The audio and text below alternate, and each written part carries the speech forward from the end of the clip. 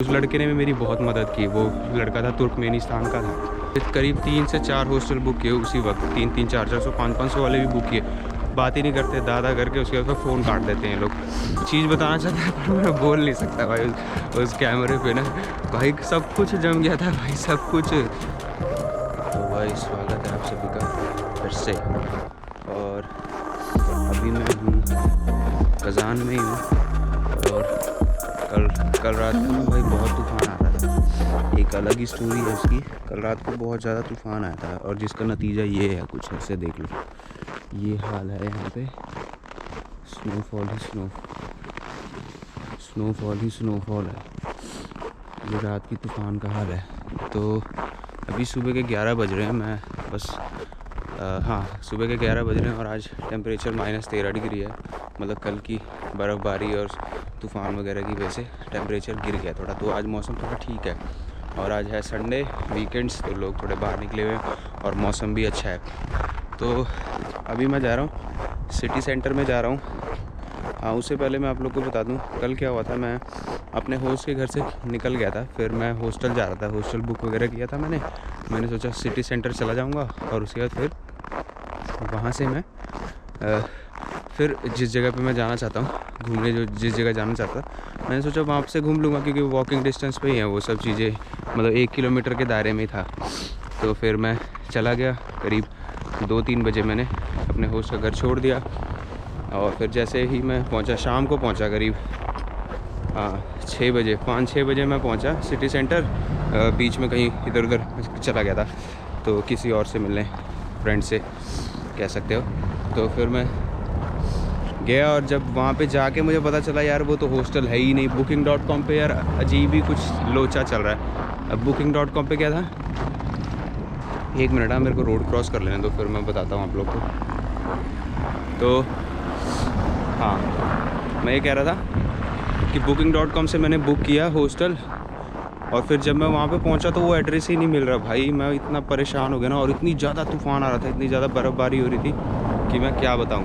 और फिर मैंने एक लेडी से हेल्प ली, बड़ी नाइस लेडी थी, मिली। शॉप में घुस गया मैं, तो वो कहते अब 10 मिनट रुको, मैं आपको ये ढूंढने में मदद करती हूँ हॉस्टल।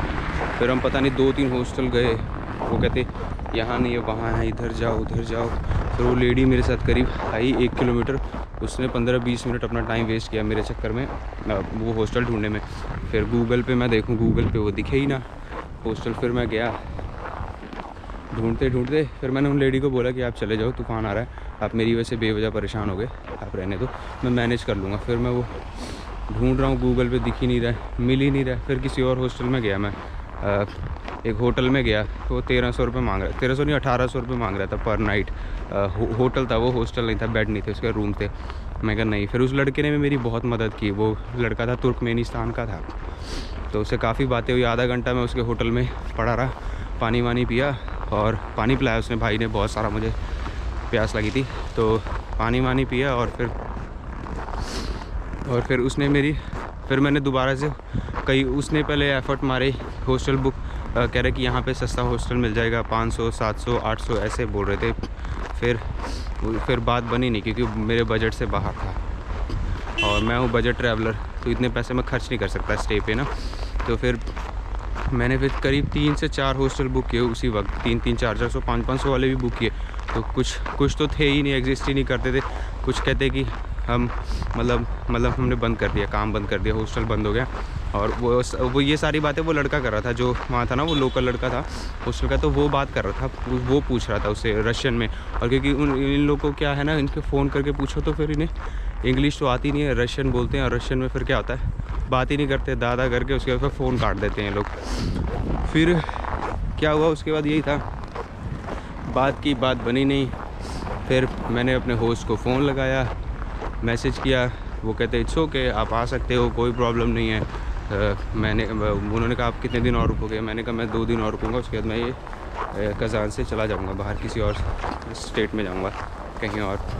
तो वो कहते इट्स ओके, नो प्रॉब्लम, आप आ जाओ, मैं वेट कर रहा हूँ। तो भाई जो होस्ट है ना मेरे भाई, बहुत नाइस है, बहुत ज़्यादा नाइस है बंदा, मतलब क्या बोलूँ मैं। फिर उसने बोला कि आप आ जाओ। फिर मैं सिटी सेंटर से मैंने मेट्रो पकड़ी, ब्लॉगिंग नहीं की, मेट्रो पकड़ी।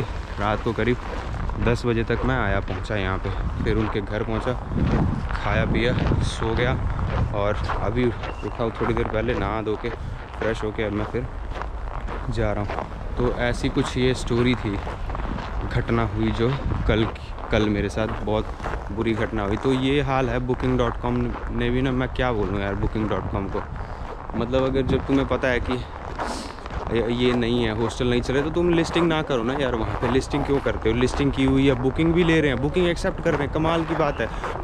कार्ड पेमेंट, कार्ड डिटेल्स भी ले रहे हैं और उसके बाद बोल रहे हैं कि नहीं, या तो हॉस्टल नहीं है या तो फिर हाँ, दो हॉस्टल वालों ने तो मुझे फ़ोन करके ये बोला है कि sorry we can not take you in because we are not, हमारे पास बेड नहीं है। तो भाई बुकिंग क्यों ले रहे हो जब तुम्हारे पास बेड नहीं है? तो बुकिंग नहीं लेनी चाहिए ना। बुकिंग भी ले रहे हैं और कह रहे हैं कि बेड भी नहीं है, बेड भी नहीं है।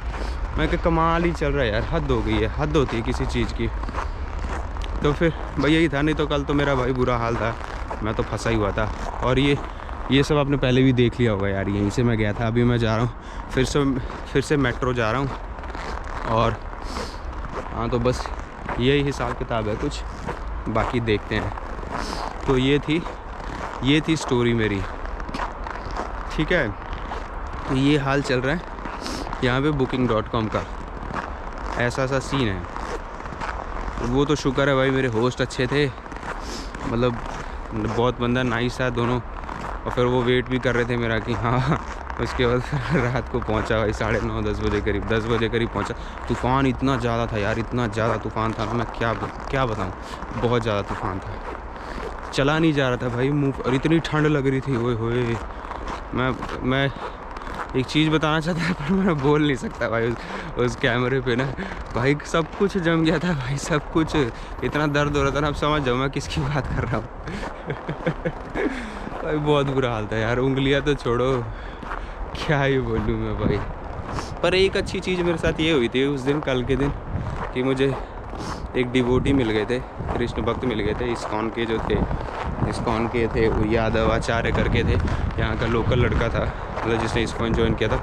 उससे बड़ी बात हुई मेरी आधा 1 घंटा, उसकी एक अलग वीडियो है, मैं वो डाल दूँगा, आप लोग देख लेना, इस वीडियो से पहले आएगी।